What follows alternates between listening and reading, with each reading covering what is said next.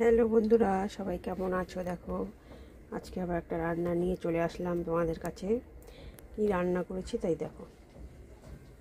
গাঁঠি দিয়ে ডাল, আর এটা হলো ইলিশ মাছ বেগুন দিয়ে, আর এটা হলো পকোড়া, মাংসের পকোড়া ভেজেছি।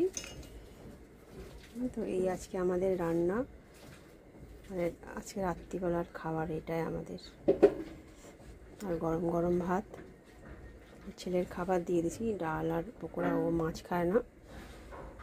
আজকে আমাদের এই রান্না হয়েছে। ভালো লাগলে একটা লাইক করে আমার পাশে থেকো, আর আমার ভিডিওটা একটু শেয়ার করে দিও।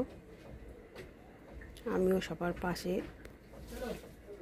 আছি।